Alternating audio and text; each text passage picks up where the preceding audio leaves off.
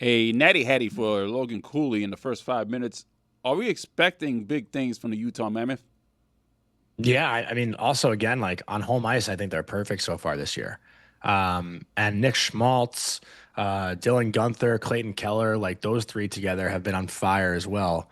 Um, I know Logan Cooley obviously is the highlight, but you look at the top guys right now for Utah and just the overall camaraderie around their organization, right? Like that's a city that's so bought in on that team and an owner that's going to do anything he can to get them into the playoffs because they build a brand new facilities.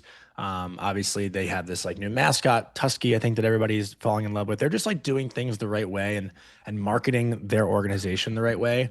And when you have the players on the ice that are performing, it's lovable. Tusky. It is Tusky, right? Yeah, You got that Tusky. right? Yeah. Again, though, like Clayton Keller to me, I said it all summer, like one of the more underrated guys in the NHL. I don't think gets talked about nearly enough, and he's off to an incredible start this year, and obviously wants to make that Team USA roster for Milan. But we're talking about a guy who's put up three straight 30-plus goal seasons, 90 points last year.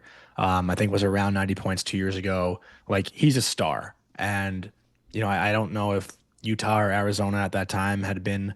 Well, they definitely had not been appointment television, but Utah right now, and again, watching them, especially at home, like it's a good watch. It's a fun watch. That game against Colorado the other night was a really fun game.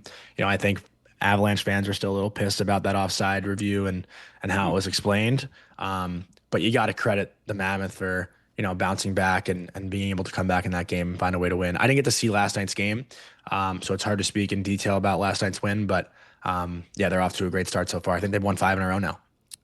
Johnny, you spent a lot of time with hockey players, with NHL players. One of my favorite things the last few years have been your open skate videos where if you guys haven't seen them, Johnny basically skates a lap with every NHL player. I wish I had that. Every idea, big man. game, every big name that you can think of, they're in their full gear and just shooting the shit. It's really cool. So, and as a hockey player yourself, obviously, like you get it. You get how hockey players are.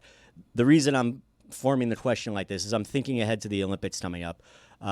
Hockey players, they're rich, they travel well, but at the Olympics they're going to be in dorms. It's going to be a totally different situation. The Olympic Village. Yes, exactly. The Olympic Village. It's like summer camp. Yeah, carry your condoms. We don't want to talk about that part, dude. Jesus, that's not where I was going with I've that. definitely heard some stories. Yeah. Oh, yeah. So they haven't gone in so long. This is going to be kind of a new generation. Obviously, we're going to have like the Crosbys and the guys that have done it before, but most of the players are going to be of a different cut from a different cloth a little bit. So I'm just wanted to get your take on how are they going to handle it? Is it going to be an issue? Is it going to be a non-issue? Traveling? The traveling, the dorm situation, the less luxurious life of being in the Olympics. Yeah, I mean, less luxurious when you're in Milan, Italy is I feel like a tough. The fast food's probably spectacular. It's Italy. Yeah, I don't know. There's definitely worse places to be. But again, like Dave, to your point, like I mean, did you play junior hockey? You Yes. did, no?